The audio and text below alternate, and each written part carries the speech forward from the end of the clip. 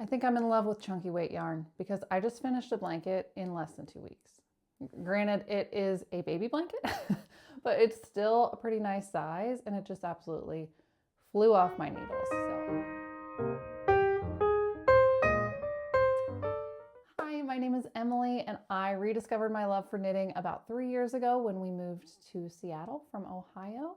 I started this channel just as a way to share what I've been making and connect with other people because although I love knitting, I don't have a ton of people in my life who share that hobby.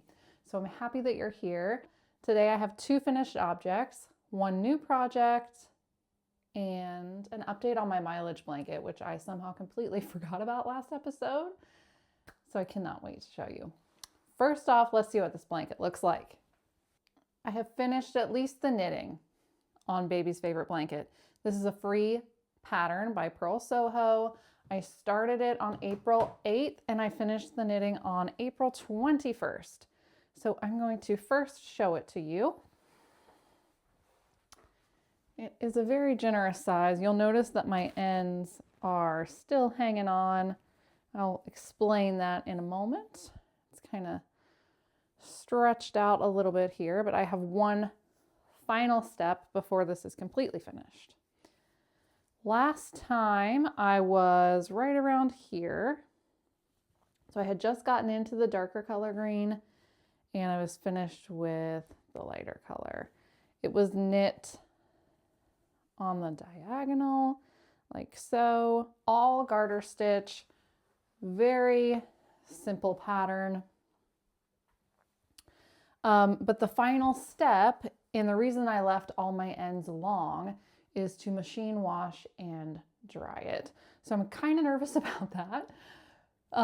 But it specifically says to do so in the pattern, so I just need to relax and trust the process. I have no idea if I made any mistakes because you can't even really see the stitches.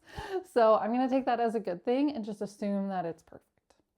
Except for the fact that I realized well past the point of no return that I was using the wrong needle size. It was supposed to be on a US 10 and I used a US 10.5. I did not gauge swatch for it because I didn't think it was going to be that important. Oh, I have all of these cotton little dust bunnies flying around now. I did not gauge swatch for it, but whenever I was looking on Ravelry, a lot of the people who made it, I think they ended up going down needle size to knit it tighter.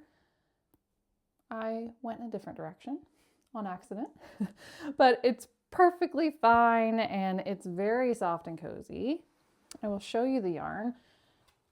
I do have some left over.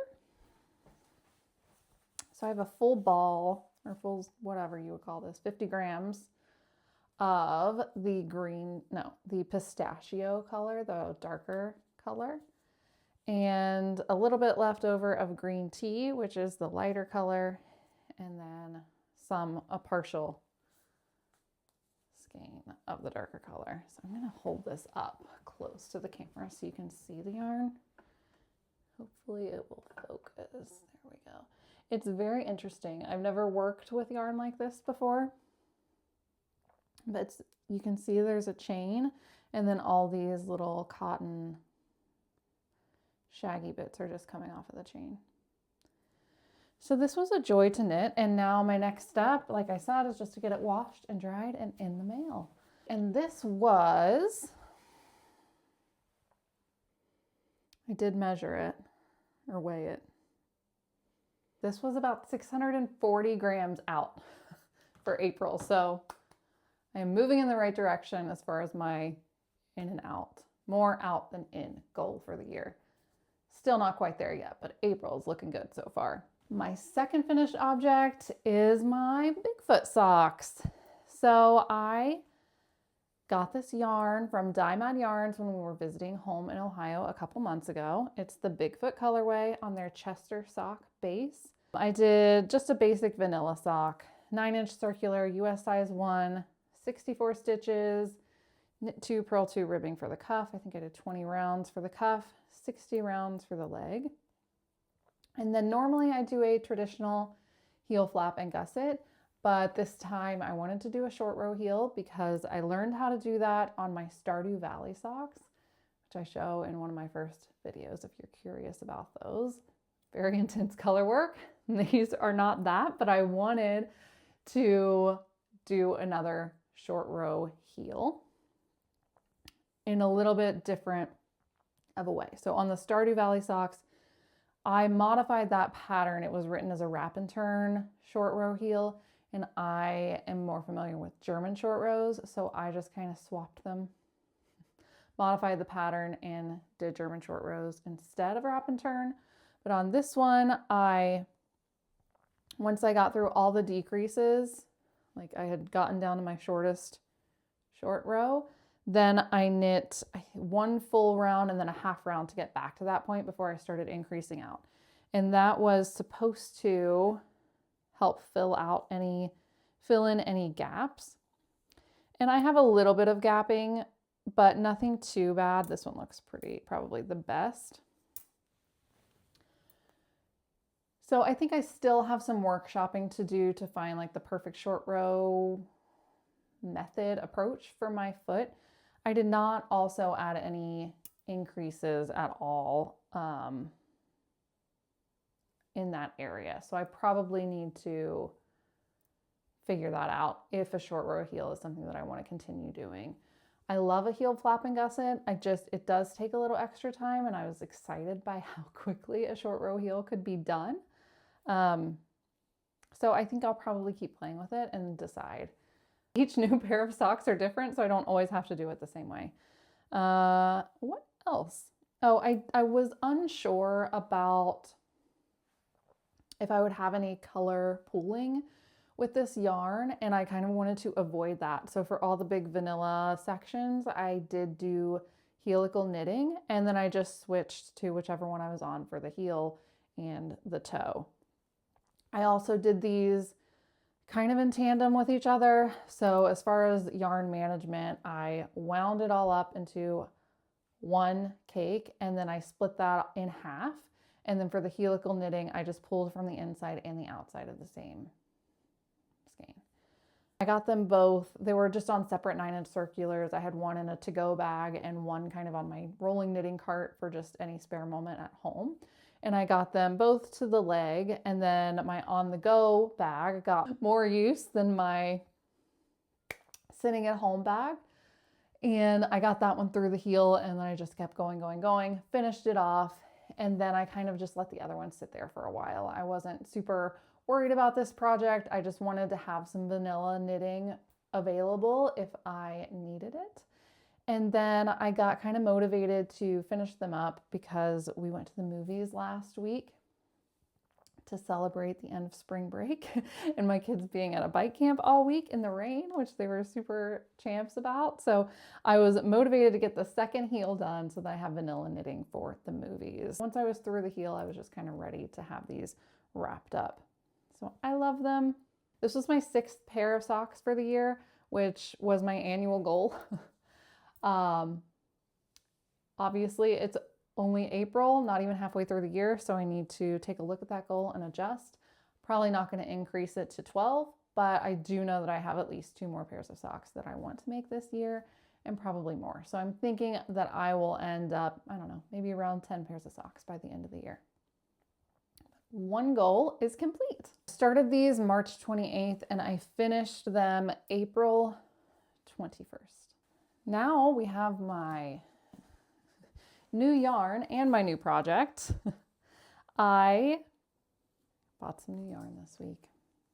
I really did, but I went into it with a plan. So I talked about all my spring knitting goals in a video a few episodes back. And in that episode, I was pretty adamant that I was going to use stash yarn for the Cloud Break tee by Wool and Pine. It's a DK weight pattern. I had been looking for something to catch my eye and I just wasn't finding it. And so I have what I refer to in my stash as my cone of shame, which is a beautiful yarn, but it's 1,000 grams of chartreuse DK yarn that I bought to finish off another project that I only needed like 20-ish, 20, 30, I didn't exactly measure grams and they were sold out of the smaller skeins. So instead of waiting for it to come back in stock, I bought a cone of it, and now I have all of this chartreuse yarn in my stash. So I was planning to use that, but my heart just like was not in it for this pattern. It's a beautiful yarn. I know that I'll use it for something. It just wasn't calling to me for this specific pattern. So I have a birthday coming up, and last year my mom got me birthday yarn from Hazel Knits. And so when I was starting to wrap my head around maybe some birthday yarn for this year, I remembered Hazel Knits, and I got online. They're in Seattle. They're local to us. It's about 10 minutes from my house. It's in the Soda district, if you're familiar with Seattle. And they have been dyers for, I think she said almost 20 years now, but only in the past couple years have they started having an actual showroom in their warehouse. I hopped on their website knowing that I wanted to go in with a plan and thought I will just see if they have something, because I had kind of forgotten actually. And they had 2 yarns that I loved on their site. So I went in person to look at those 2 yarns. One was called Daphne, and it was more muted tonal with like no speckles, no variation, really just like a tonal. And it was beautiful. So I was between that and the color that I ended up getting, which is called Juliet. Here it is. It's in their Lively Decay base, and I knit up a swatch of it too that I'll hold up here for you to see. It has just the smallest amount of speckling, and I think that it is, I'm a sucker for speckles. I love it. I love it so much. It has like some hot pink in there and then a little bit of green speckles. So the pattern that I'm making is Cloud Break by Wool and Pine, and they recommended more of a tonal yarn for this top because it does have lace on the bottom half. And so anything super speckled or super variegated would just kind of get lost in the lace work of it. But this I think was just a little bit, and the whole top half is stockinette. So I think that I'm really gonna love it, and it's gonna be a nice pop of color but still super wearable. So I started this yesterday. Here it is. I'm just getting ready to join it in the round.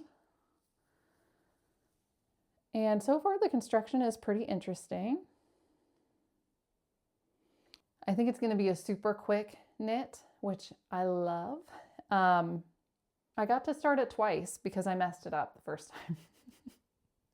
I'm no expert knitter, that's for sure.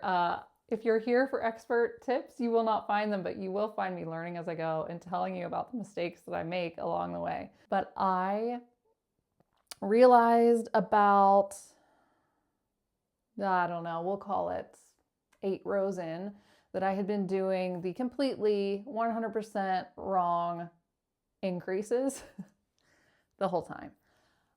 This is what happens to me when I think that I know a technique, or like, oh, I've done that before. I know exactly what they're talking about. I don't need to look it up.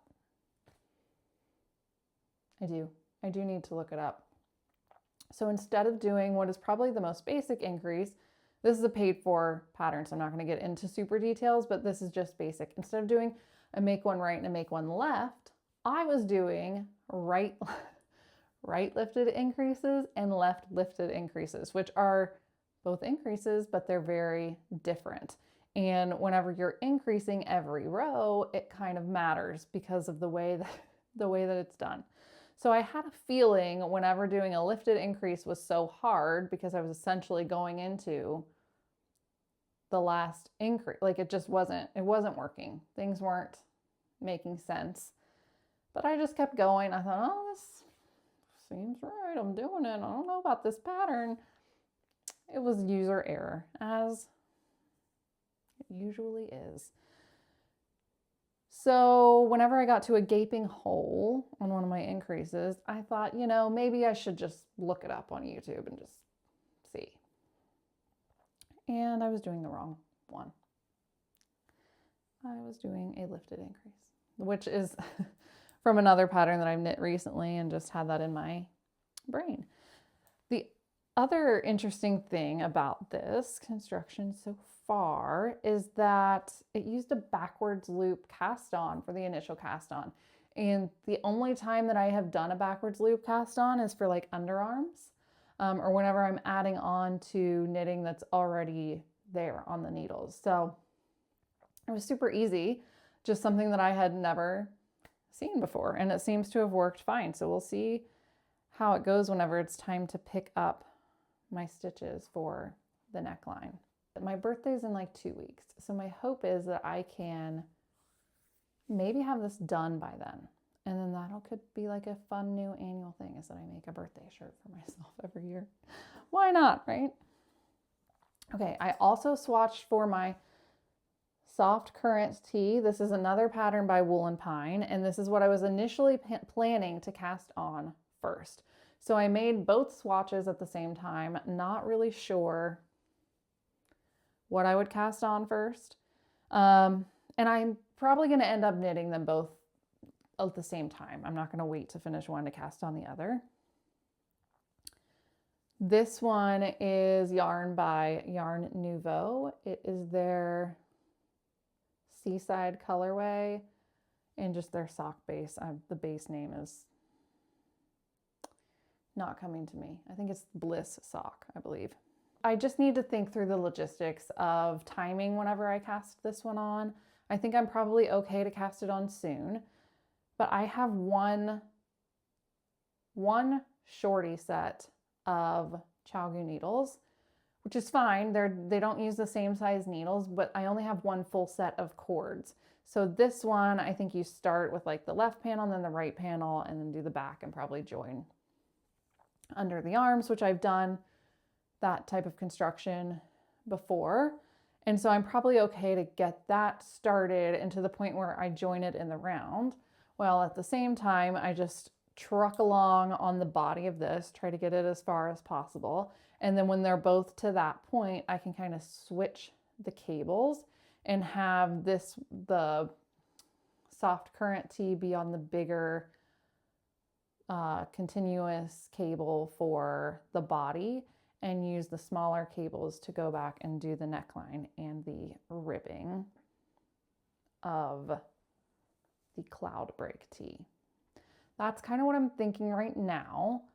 I'm gonna keep going on this for a while until probably I get through the yoke increases, because if it's super quick,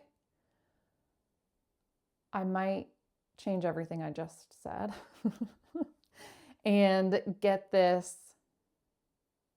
to where I just have like an inch of the body, and then go ahead and do the neck and do the ribbing on the arms while I have those cables available, and then cast on the soft current tee. We'll see. I'm just going to see how quickly I can get this to that point. I still have a ways to go. So this will be coming soon. Hopefully it's a whip for the next episode.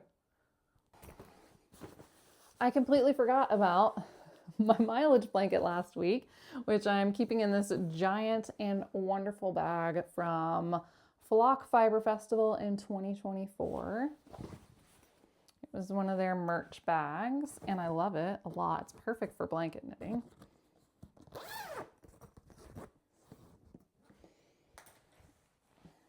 I just have all my yarn hanging out in here. It looks like a mess, but it's not too tangled yet. Okay, so I have shown this before. I just want to briefly share what it's all about. So one of my other main hobbies right now is running. I've been running for about 1.5 years, and this year I want to run 1,000 miles. So I thought that a mileage blanket would be a great just time capsule for this year of running. It's very similar to a temperature blanket, but each different color, or each line, each garter ridge, let's say, each garter ridge represents a different run. And I did eyelet lace between, just very simple lace between each month for transition rows.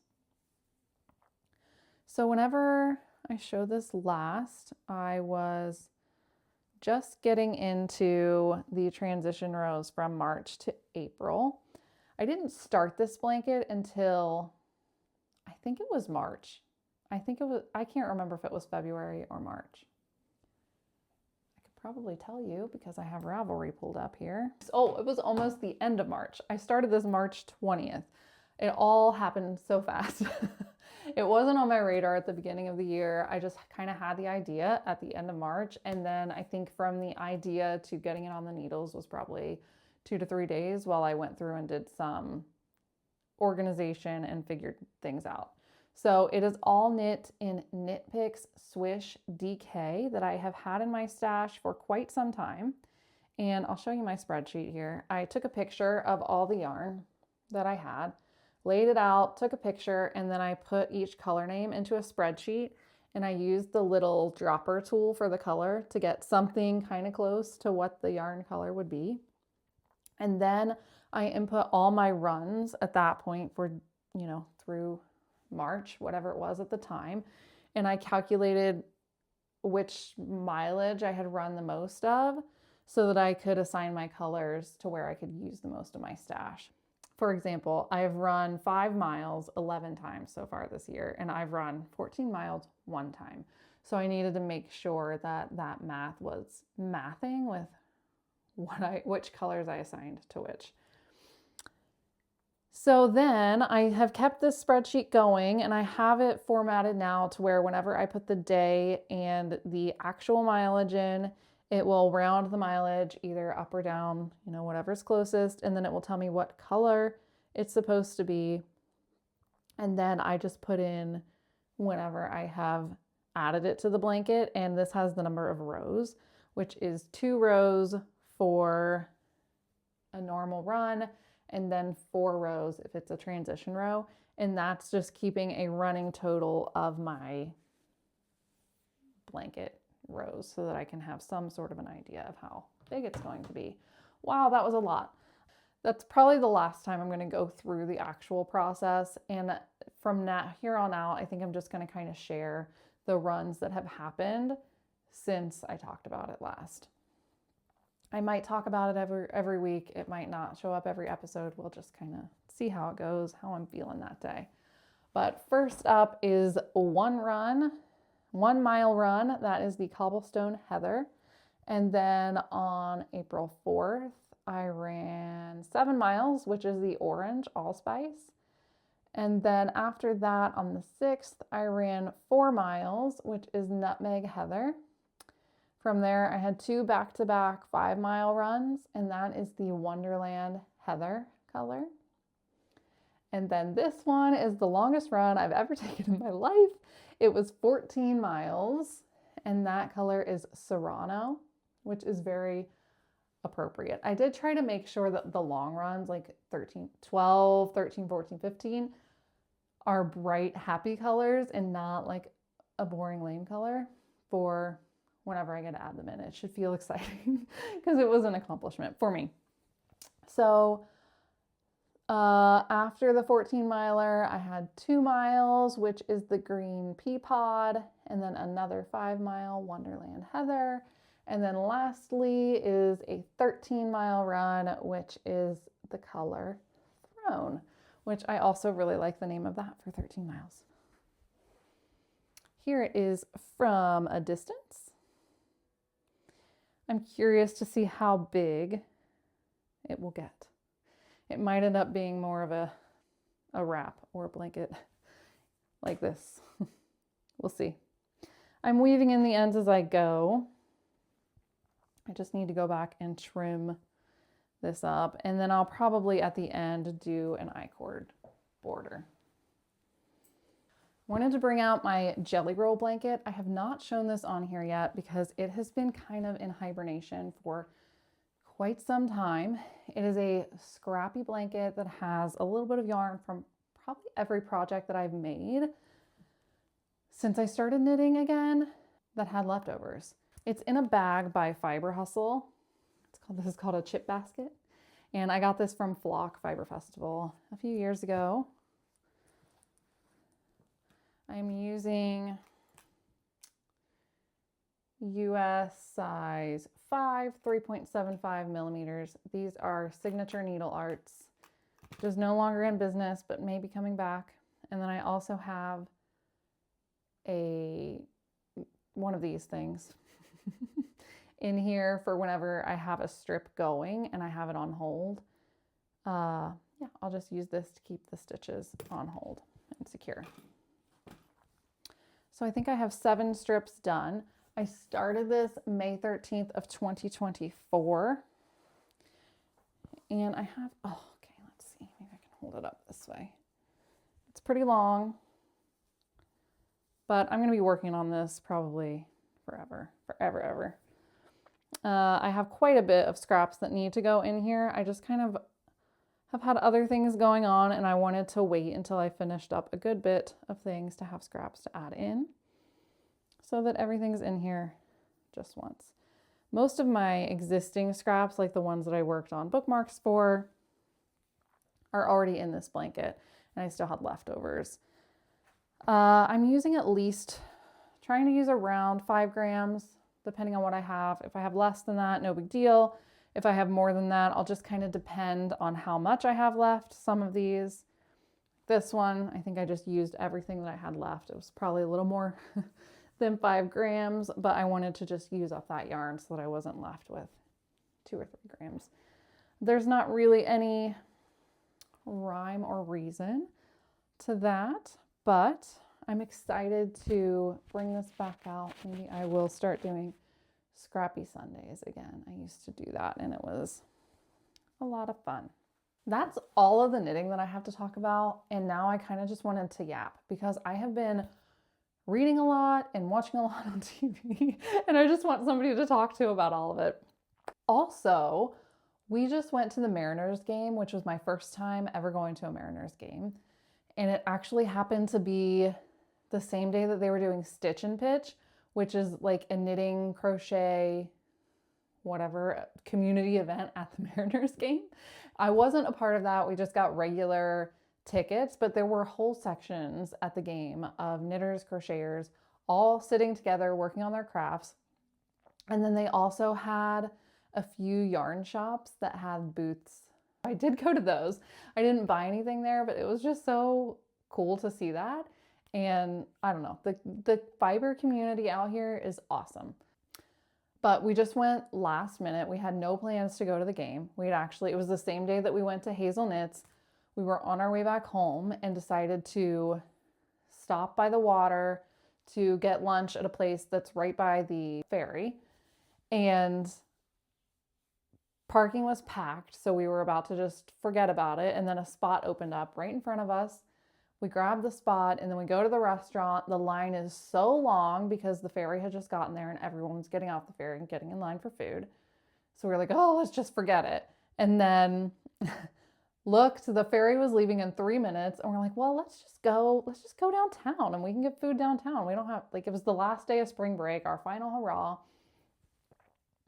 So we get on the boat and then we're like, we could just go to the game. It had just started, so we were late, but no big deal. I mean, our kids are little. They were never going to sit through the whole thing anyway, so it was no problem. So we're like, okay, we can do that. And this is not like us. We are not like spontaneous people in that type of way.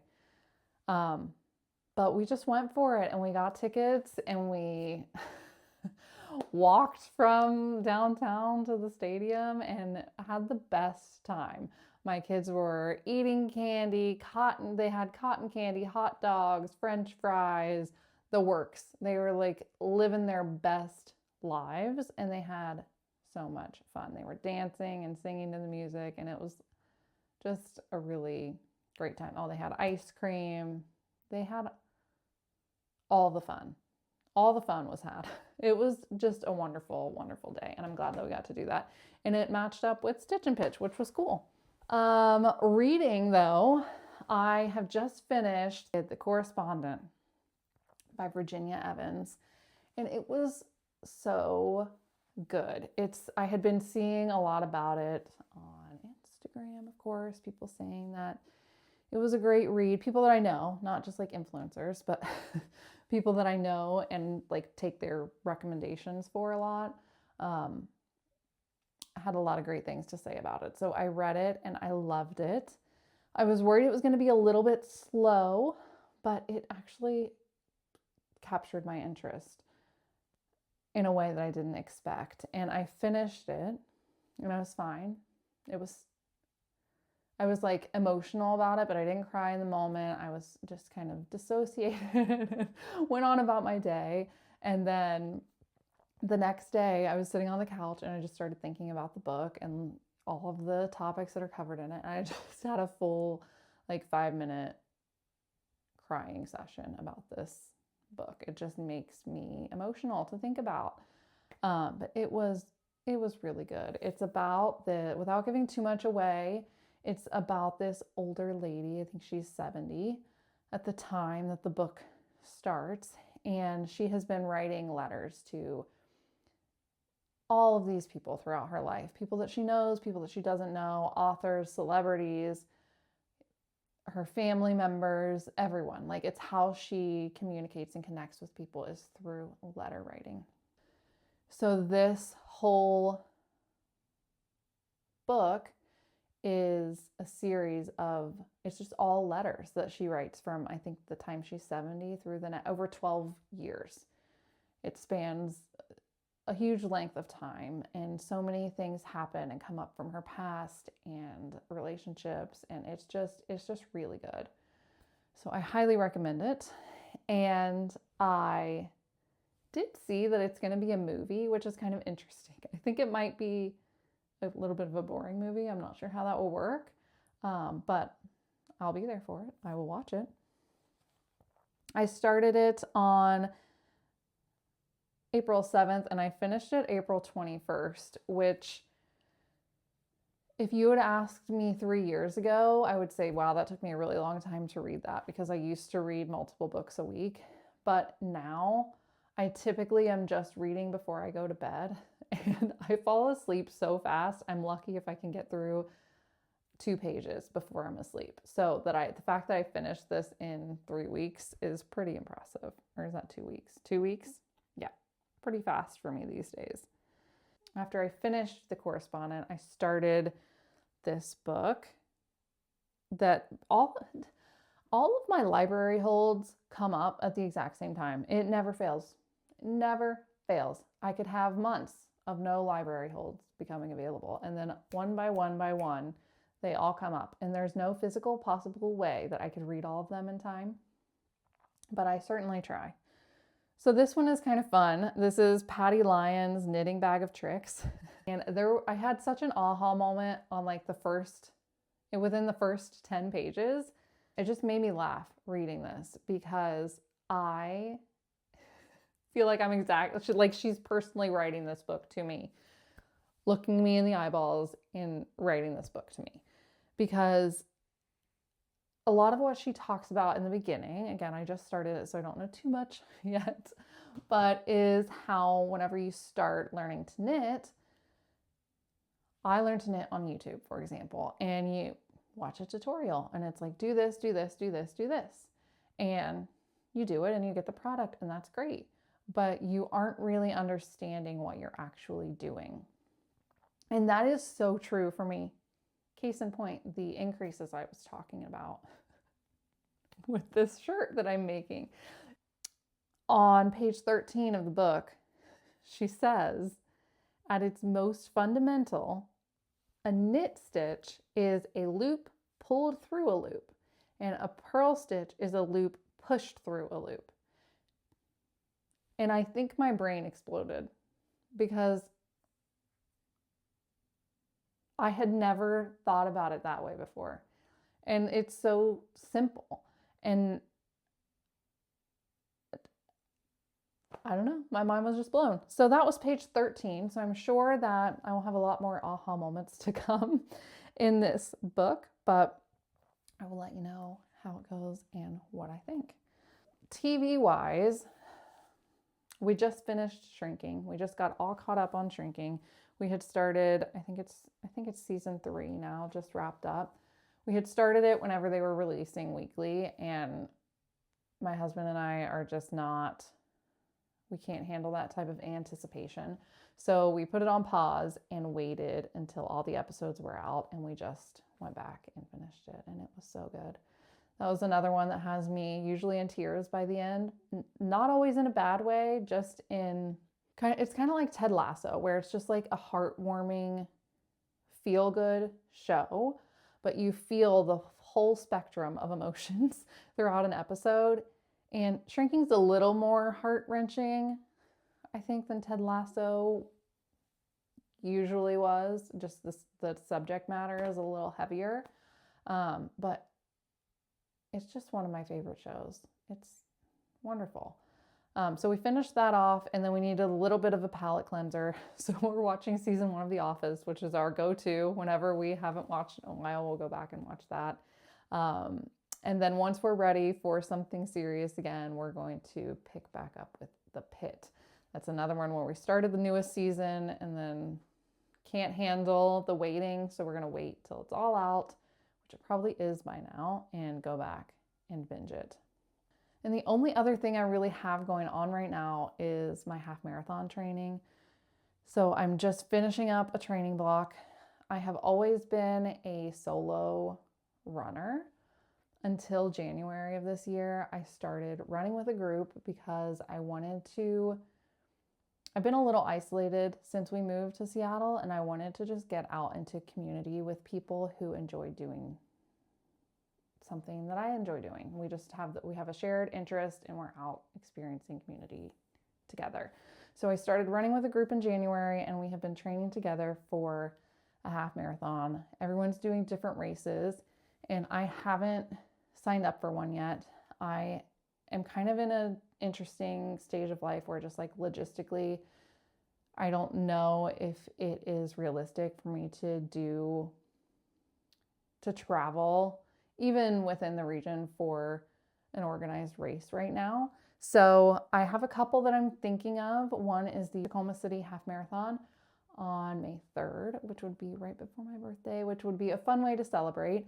And it goes over the Narrows Bridge in Tacoma, which would be kind of crazy to run, but I think it could be a lot of fun. And then the other one that I'm considering is the Snohomish Women's Race, which is a flatter course than Tacoma, which would be nice. Or I might just do a virtual like backyard half marathon on my own just to, race it and see if I could beat my PR. I don't know. I'm not really in it for the organized race aspect. I do love a race, but just my mentality going into this was a little different. I wanted to get my mileage back up and get into the habit of running, and then again, just kind of start running with a group. And so I think I'm just going to continue running with the group, and then we'll see if I do an official race or not. But it has been a lot of fun. That's all I have to yap about. I think I've talked about all that I can think of today. Next episode, I probably won't have too much from a project update wise, because I really just have the one main project going right now. So I was thinking about doing a little stash tour video and maybe doing a giveaway where you could choose something from my stash. So if that interests you, go ahead and tune in for that, and I will see you next time.